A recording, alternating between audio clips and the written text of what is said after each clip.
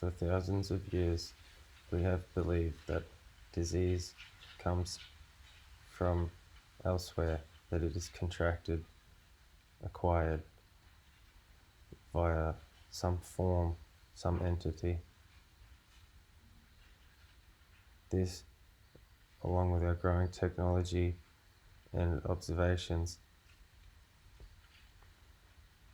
our obsession with observing, has led to us writing up viruses,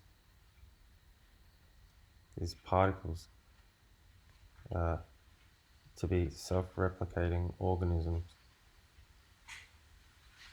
like we have written up bacteria to be, and fungus. And we have actually, to this day and age, observed bacteria and fungus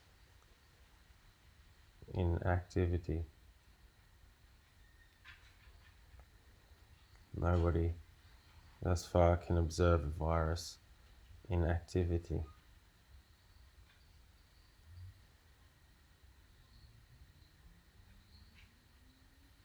It appears as though viruses are not self-replicating organisms, the ones that are all apparently the cause of these so many diseases. It appears to me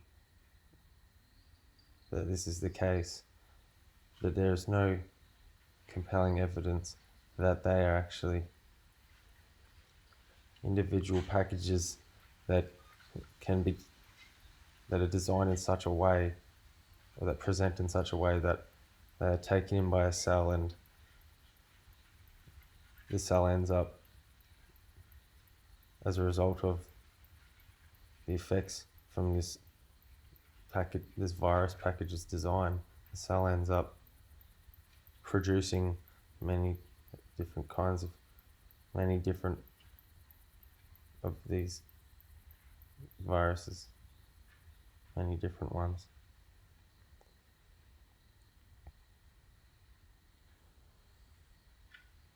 There is no compelling evidence that this happens. But all along, the situation has been too small to see that there is no actual activity of this kind that we imagine occurs in 2021, 22. Perhaps we will finish this year.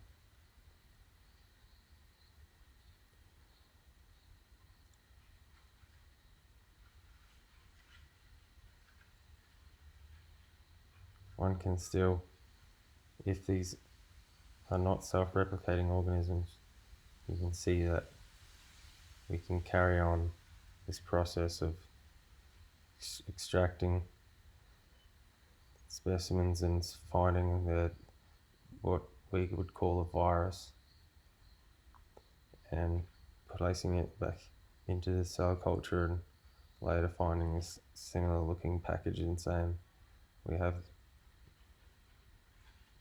been keeping this virus.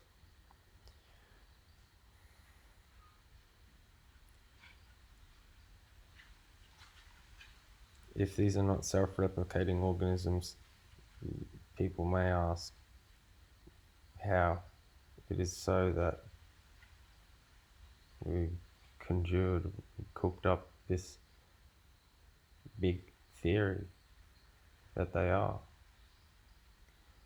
Because that's a huge deal if they are not self-replicating organisms, but we believe they were. It seems to me that the reason is because the reason we have overlooked such a huge factor and just taken this with such poor evidence is because these particles did the same things,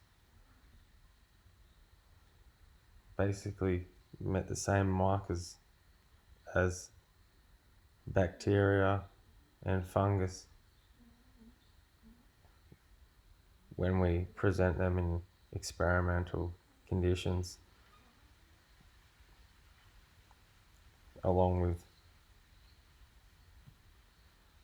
organisms that we imagine the virus is replicating in the bacteria. We spray some bacteria in the air or some fungus that we find to be associated with disease, and we blame for it. And we note that nothing happens. We do the same with the virus. Nothing happens.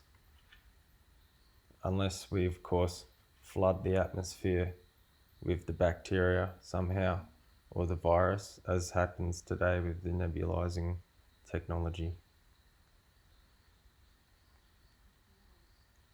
Same deal.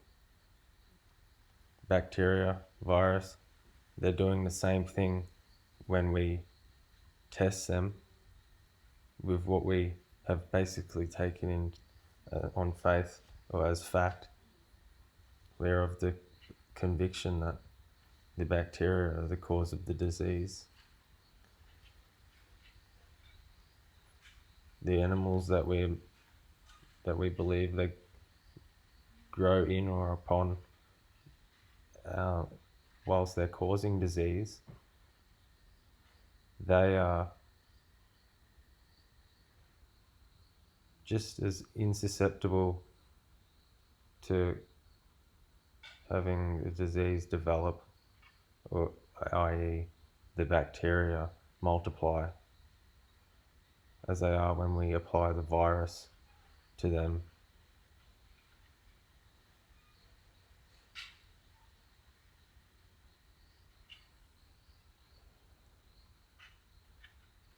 So there's no real difference. When we inject the bacteria in the vein of the organism, we can kill the organism. When we inject the virus in the vein of the organism, we can kill the organism.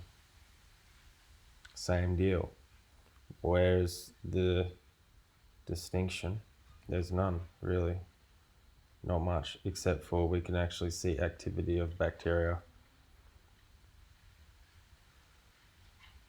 We have Dr. Stefan Lanka to thank for doing this work of analysing the field of virology under this lens, this scientific lens, rigorous scientific lens, and presenting to us all the findings, and it matches up completely with the persistent contention that